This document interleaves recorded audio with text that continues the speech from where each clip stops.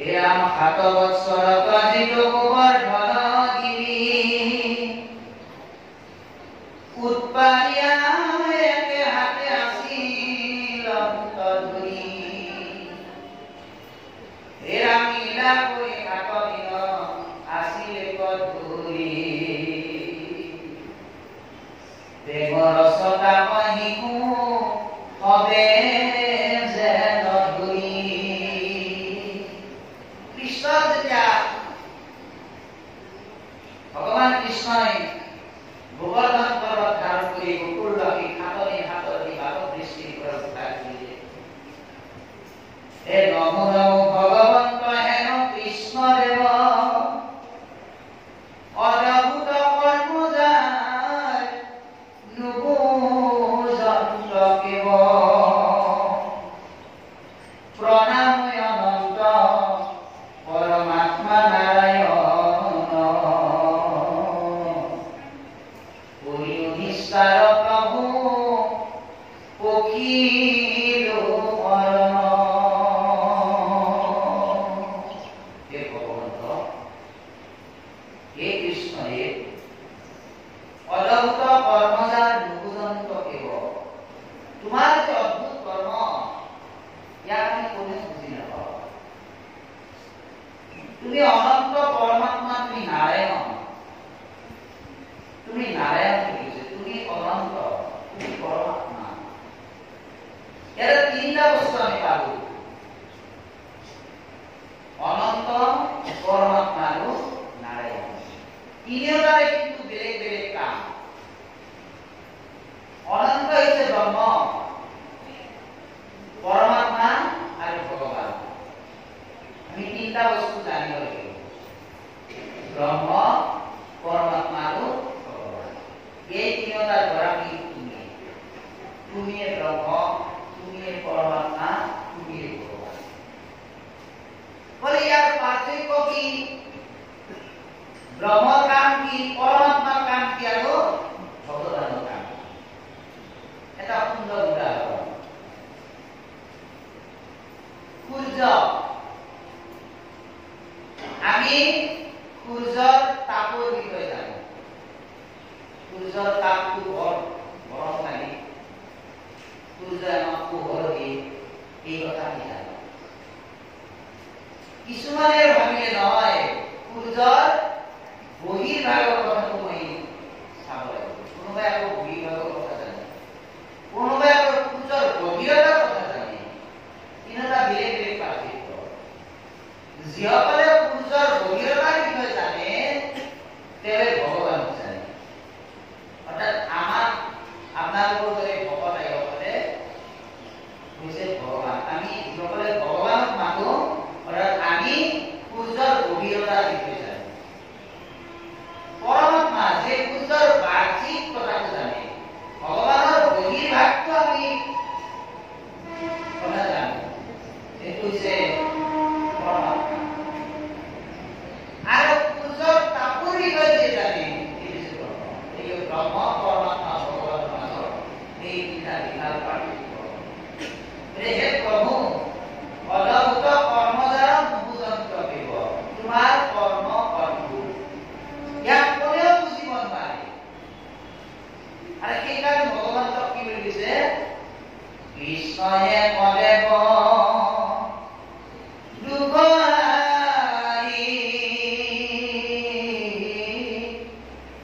কালমায়াদি অধিকারী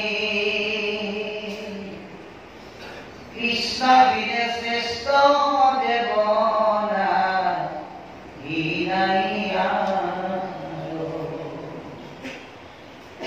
সৃষ্টি স্থিতি অন্ত কারি দেব তান্ত্র বিনে আন নাই কেব জানিবা বিষ্ণু হে জগতে ভগবন্ত কৃষ্ণৰ তেওঁ হৈছে কাল মায়াৰ অধিকাৰী। তেওঁ কৰ্ম অদ্ভুত কৰ্ম, যাক আমি সাধাৰণ মানুহে আমি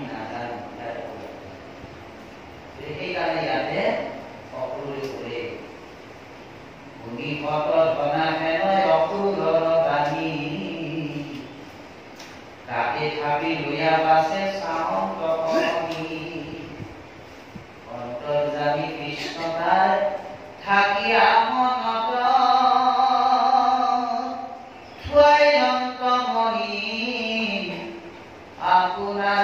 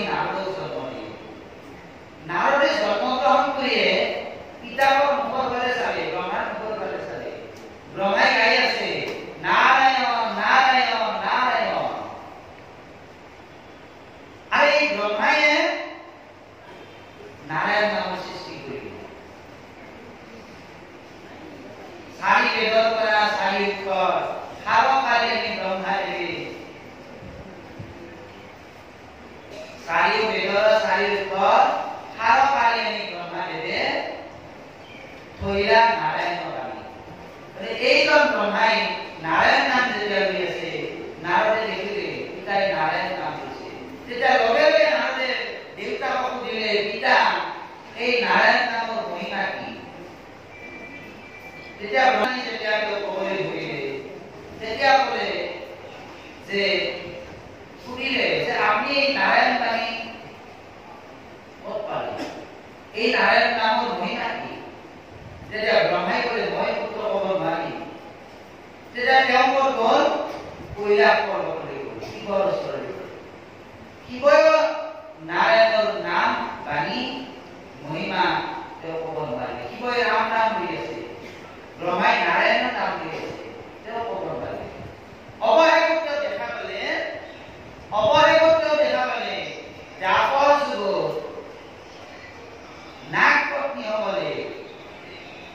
দ্বাপৰ যুগত নাগ পত্নীসকলে কৃষ্ণ নাম জপি আছে। আৰু যেতিয়া কৃষ্ণ নাম জপি আছে, সেই সময়তে তেওঁ দেখা পালে, তেতিয়া গোপীসকলক সুধিলে নাগ পত্নীসকলক, তেওঁলোকে ক'ব নোৱাৰিলে। স্বয়ং বিষ্ণুৰ ওচৰলৈ নাৰদ যেতিয়া গ'ল, তেতিয়া সুধিলে, প্ৰভু এই নাৰায়ণৰ নাম, আপোনাৰ নাম লৈ থকা ভক্তসকলক দেখিছো, তেওঁলোকে কিয় লৈ আছে? ইয়াৰ মহিমা কি? তেতিয়া তেওঁ ক'লে, মই নাজানো, কিন্তু তুমি মোৰ নামটো লৈ লৈ পৃথিৱীলৈ যোৱা। পৃথিৱীত যি জীৱ পাওঁ প্ৰথমে তাকে উদ্ধাৰ কৰিম। নাৰদে আহি প্ৰভুৰ আজ্ঞা, যাক লাগ প্ৰথম জীৱনটো যাক পাবি তাকে তুমি উদ্ধাৰ। তেওঁ উত্তৰ দিব। নাৰদে আহি পৃথিৱীলৈ আহি তেওঁ দেখা পালে এডাল কেঁকো হাত উঠলা। এই নাৰায়ণৰ নাম ল'লে কি ফল পায়? খাপ পেলাৰ সৰ্ব গাটো ৰঙা হৈ গ'ল, আৰু এনেকে তিনিবাৰ লৰি লৰি মৰি যায়। তেতিয়া নাৰদে ভাবিলে, তাৰমানে নাৰায়ণৰ নাম ল'লে জীৱ মৰে, পালা কষ্ট। এইটোৱে কথা।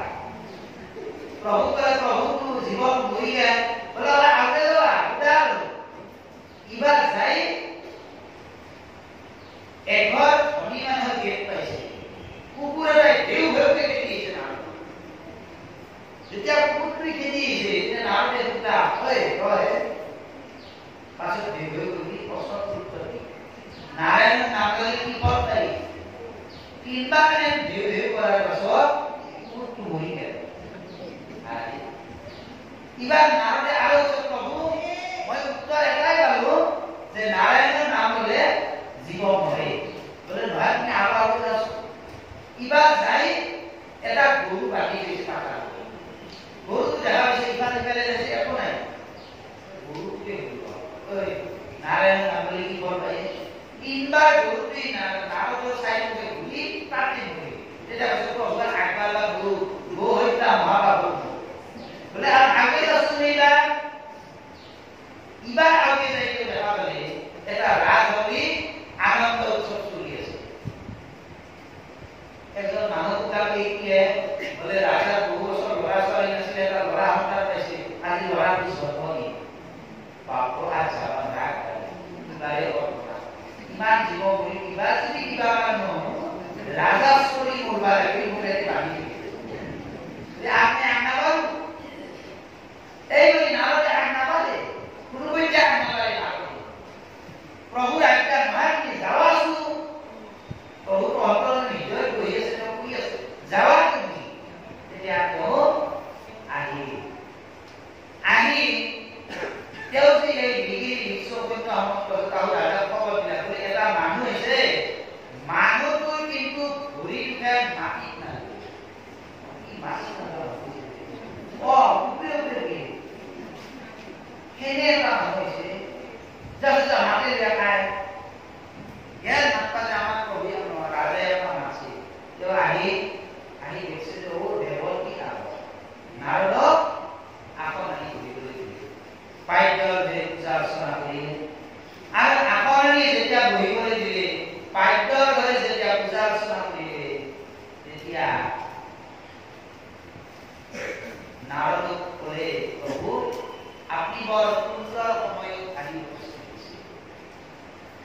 এনে সুন্দৰ সময় বলে সময়টো কি মোৰ বহু বছৰ ল'ৰা ছোৱালী আছিল এটা ল'ৰা সন্তান পাইছো আজি তাৰ জন্মদিন পাইছো বাৰ্থডে আকৌ মানে ল'ৰাটোৰ বাৰ্থডে আছে ৰাজাই বেলুন চেলুন আলো আছে নাৰদ কৈছে বাপৰে আপুনি যেটা আইছে বলে বছৰলৈকে আশীৰ্বাদ দি যাও নাৰদ কৈছে এইটো নহ'ব মই গুৰুপে দিছো এটা আশীৰ্বাদ বলে নহয় আপনি ল'ৰা কলা কৰি গাত লাগি আশীৰ্বাদ দিয়ক কিয়ে কাম লাগিব বলে এইটোৱে মই গুৰু তথাপিও কৈছে যে চুক্তি কৰি দিছো মই লম ল'ৰা কিন্তু কিবা যদি বিধি ঘটে মই তাই রাজে কি বিধি করব আপনার কলা কি আপনি আশীর্বাদ দিন তাতেও বিধি করব বলুন নয় তারপর কবরে একটু বড় হইয়া থাকি তেতিয়া সলিটো কলা করে না রাগে কলা দিলাতে না করো তে না করে উঠবো উঠছে না রে ইয়ে নাৰায়ণৰ নাম ধৰি কি ফল পাই সেই ল'ৰাটি নাৰদ কৈছে যে নাৰায়ণৰ নাম ললে রাজকুমার হবে কি রাজকুমার হবে হলো মই প্রথমে কেকোহা আছিল আপনার গর্ভন পার লগে কুকুর হলো আপনার গর্ভন পার লগে গরু হলো আপনার গর্ভন পার লগে আজি মনুষ্য যদি রাজকুমার হয়ে জন্মগ্রহণ করি এইটো যে কপাল গল্প গতিকে সেইজন নাৰদে এইজন দেৱকী নাৰদে ভকত দৰ্শন নাৰদে ঈশ্বৰৰ নামৰ মহিমা বুজি পালে গতিকে আমিও এই সংসাৰ বন্ধাই ঈশ্বৰৰ নাম মহিমা আমি বুজিবলৈ হ'লে ঈশ্বৰৰ চৰণত শৰণাপন্ন হ'ব লাগিব আৰু এই কাৰণে আমি অহৰ্নিশে ৰাম নাম ঈশ্বৰৰ নাম জপ কৰি সেইকাৰণে আদি সত্য যুগতে শিৱই ৰাম নাম জপ কৰিছিল অহৰ্নিশে ৰাম নাম জপ কৰিছিল আৰু সেইকাৰণে তাৰ নাম হ'ল ৰুদ্ৰপাল এই যে পাল নাম গাওঁ আমি আমাক বহুতে কয় নহয় যে পাল নাম বাবা বিভুধ বস্তু পাল নাম আমি কিয় গাওঁ অৰ্থাৎ পূৰ্বতে শিৱই ৰাম নাম গাইছিল শিৱৰ প্ৰিয় নাম ৰাম নাম ভগৱান নাম ভাৰতে বেগিলে পুনিও পাৰ্বতী মোৰ ৰকাৰণী নাম শুনি ৰাম বুলি কৈছিল শিৱৰ প্ৰিয় নাম হৈছে ৰাম এই ৰাম নাম ৰাম ৰাম জপ কৰি আছিল একমাত্ৰ শিৱই আৰু তেতিয়াই সেই পাল ভাগৰ নাম দিলে ৰুদ্ৰপাল দুই নম্বৰ বাৰ আদি সত্য যুগতে দুই নম্বৰ বাৰ ব্ৰহ্মাই নাম ললে নাৰায়ণ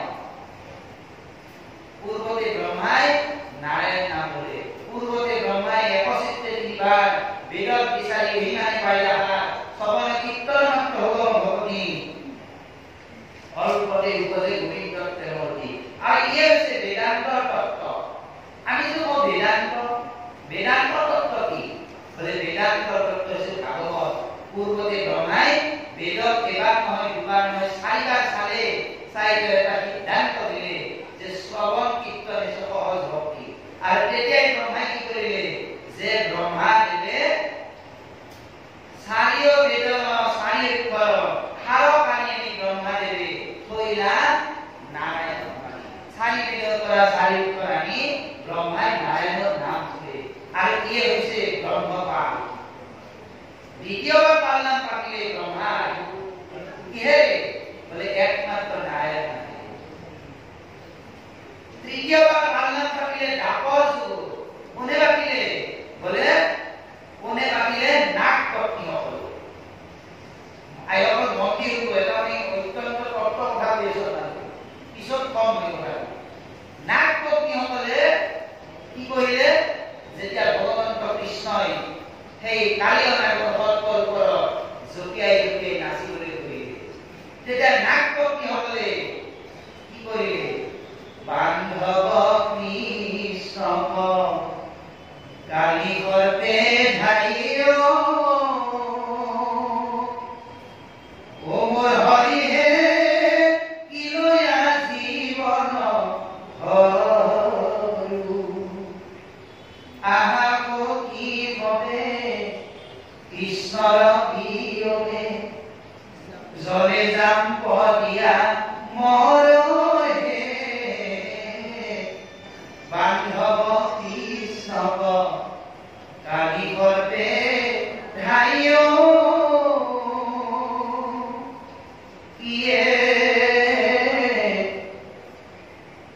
তাৰপিছত তেওঁলোকে গালে কৃষ্ণ গুণ গীত গাৱে ৰঞ্জিত চিত্তময় ঐ মোৰ হৰি হে পুৰবী পুষ্প বৃক্ষে ও ৰাম দেৱ মুনি যত থাকিয়া গোলক স্তুতি ত্ৰিখে বান্ধৱ কৃষ্ণ এইজন বান্ধৱ কৃষ্ণই কালিয় নাগৰ কিয় নাচি কৰি ফুৰিলে আৰু নাচতে নাচতে কালিয় নাগৰ মুখেৰে পানী তেজ বাগৰি ফুৰিলে তেতিয়া নাগ পত্নীসকলে ভগৱন্তৰ স্তুতি কৰিলে কৃষ্ণ কৃষ্ণ কৃষ্ণ আৰু এয়াই হৈছে ডাকৰ যিটো পালনাম পৰিচয় পালনাম থাকিলে কোন প্ৰথমে পালনাম থাকিলে আমাৰ বহুত মানুহে বহুত অধিকাৰ প্ৰকাৰিকাৰে বহুত কথা কৈ থাকে কি কাৰণে কেৱল গুৰু বুলি ভাবে তেওঁলোকে কয় যে পালনাম আৰম্ভ হৈছিল বাৰ দেৱী সেইটো আচলতে গুৰুজনাৰ দিনত 2 নম্বৰ পালনাম প্ৰথম পালনাম কৰিছিল জানে উত্তৰীয়া কাটি গংগা ভক্তি সৰোবৰ মধ্যৰাতি নমায়ন্ত শ্ৰীমন্ত গুৰুজনাই যেতিয়া বৰদোৱাত পানীৰ অভাৱ হ'ল খোৱা পানীৰ অভাৱ হ'ল খেতি পথাৰ পানী নোহোৱাৰ কাৰণে শুকাই যাবলৈ গুৰুজনাই ক'লে যে আমাৰতো আৰু একো শক্তি নাই একমাত্ৰ নামে নাকাৰিলে আৰু কাৰি বিপদনে এই মহা বিপদৰ পৰা আমাক উদ্ধাৰ কৰিব একমাত্ৰ নামে আৰু সেইকাৰণে গুৰুজনাই নামৰ প্ৰাৰম্ভ কৰিলে বৰদোৱা আৰ নাম গাওতে গাওতে তেওঁলোকে দেখা পালে যে কুন্দৰ আকাশী গংগা নামি আহিল উত্তৰে আকাশী গংগা ভক্তি সৰোবৰ মধ্যৰাতি নমায়ন্ত শ্ৰীমন্ত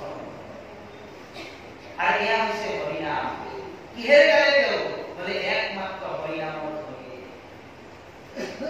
আৰু এই যে চাৰিটা মন্ত্ৰ প্ৰথম মই কি কয় ৰাম নাম ললে ব্ৰহ্মাই নাৰায়ণ নাম ললে নাগপত্নী হলে কৃষ্ণ নাম ললে গুৰুজনাই নাম ললে হৰিনাম এই চাৰিটা অৰ্থ ক'ত সোমাই থাকিলে আইনসকল অত্যন্ত গুৰুত্ব কথা মই আজি আপোনালোক কৰো যেটা আপোনালোক একান্ত ভগত কৰিলে ভাবো একান্ত ভগতৰ ওচৰতে কথা আমি ক'ব পাৰি এই চাৰিটা অৰ্থ কি মানে এই চাৰিটা অৰ্থ আমাৰ প্ৰসংগত সোমাই থাকিলে কোনে ক'লে বলে বৰপেটা সত্ৰৰ প্ৰথম সত্ৰাধিকাৰ শ্ৰী শ্ৰী মথুৰাদাস বুঢ়াকালু ক'ত সোমাই ক'লে বলে আমাক চাৰিজন সৃষ্টি কৰিলে জয় ৰাম জয় নাৰায়ণ জয় কৃষ্ণ আৰু জয় জগতগুৰু শ্ৰীমন্ত তাতো এটা কথা আছে এই চাৰিটা এই জয় চাৰিটা যে দিও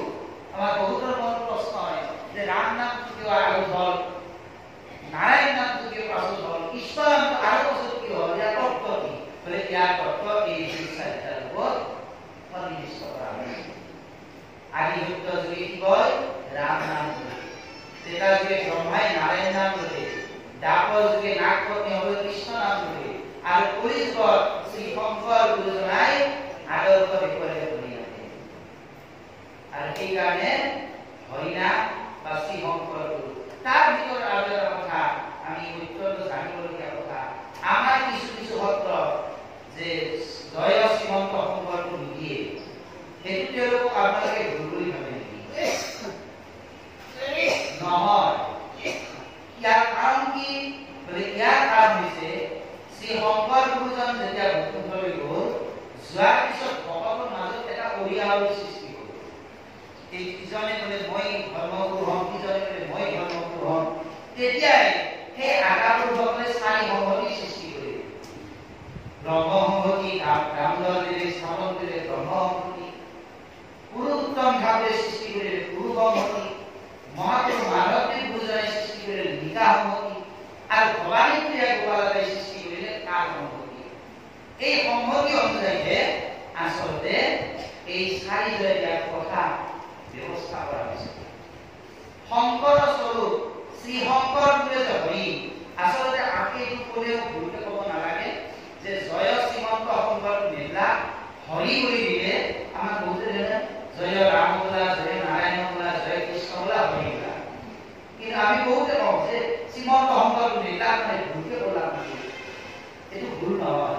কাৰণ গুৰুজনাই মানে মহাপুৰুষ মাধৱ গুৰুজনাই ভক্তি ৰত্নাৱলীত লিখি গ'ল শংকৰ স্বৰূপে হৰি নিজ অংশে অৱতৰি ভকতি প্ৰদীপ লগাই থৈলা মাধৱ স্বৰূপে ৰাতে তৈল বন্তি দিয়া অজ্ঞাত আন্ধাৰ দূৰ কৰিলা। শ্ৰী শংকৰটোৱে যে হৰি, হৰিয়ে যে শ্ৰী শংকৰ, সেই কথাটো মাধৱদেৱে নিজে লিখি গ'ল শংকৰ স্বৰূপে হৰি। মহাপুৰুষ মাধৱদেৱে তেওঁৰ অনবদ্য শাস্ত্ৰ গুৰু ভক্তিমাত লিখি গ'ল ত্ৰিভুৱন বন্দন দৈৱকী নন্দন যো হৰি মাৰ কণ্ঠ জগ জন কাৰণ দেৱ নাৰায়ণ শংকৰ কাৰি অংশ। সেইকাৰণে গুৰুজনাই যেতিয়া দ্বিতীয়বাৰ তীৰ্থ ভ্ৰমণলৈ গৈছিল তেতিয়া মাধৱদেৱ গুৰুৱে গম পালে যে তীৰ্থ ভ্ৰমণলৈ গুৰুজনাই গৈছিল খালী ভৰিৰে। তেওঁ বৰৈত আশ্ৰমলৈ গৈছিল, তেওঁ বিভিন্ন ধৰণৰ তীৰ্থ হৰিদ্বাৰলৈ গৈছিল। এইবিলাক তীৰ্থ যেতিয়া তেওঁ গ'ল তেওঁ খালী ভৰিৰে গৈছিল। বৰফে আবৃত হৈ থকা পাহাৰ পৰ্বতবিলাকতে খোজকাঢ়ি খালী ভৰিৰে গৈছিল। আৰু মাধৱ মহাপুৰুষে যেতিয়া গম পালে যে তেওঁ পুৰুষ নহয়, তেওঁ পৰম পুৰুষ, তেতিয়াই মাধৱদেৱ মহাপুৰুষে স্কন্দ পুৰাণৰ পৰা আনিলে নন্দস্থ কুসুম চক্ষা যশোদা চিত্ত সন্ধিকা সূত্র করে দেব জাত কাম রূপে ভবিষ্যতি তব বীজ সমজাত সংগ রক্ষাতি মন্ত্র জগৎ উদ্ধার হেতুনম অবতর্য সমাহিতম।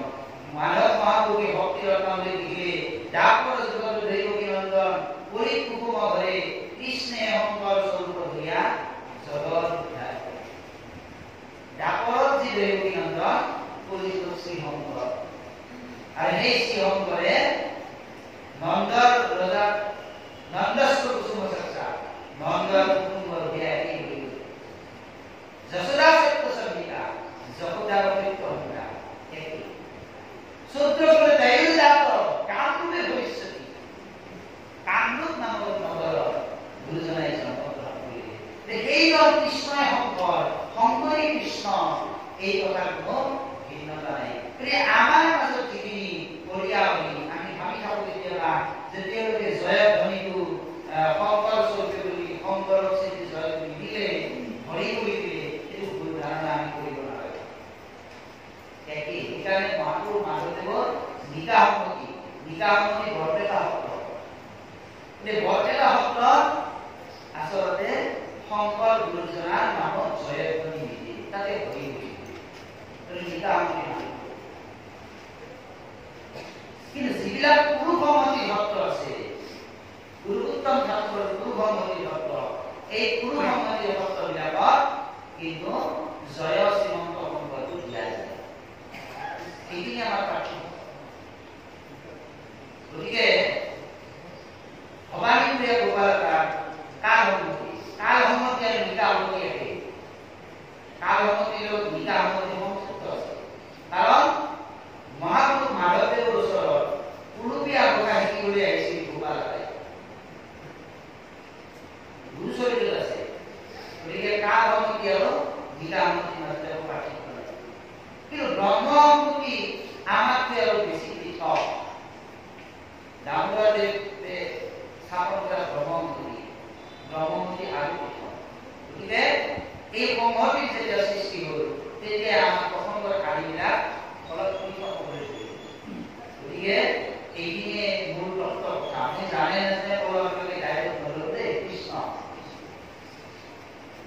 কিবা যদি সপোজা আছে মোক পাছত ধৰি কৈছে যে আমি এনেকৈ পাইছিলোঁ এই জয়তী চাৰিটা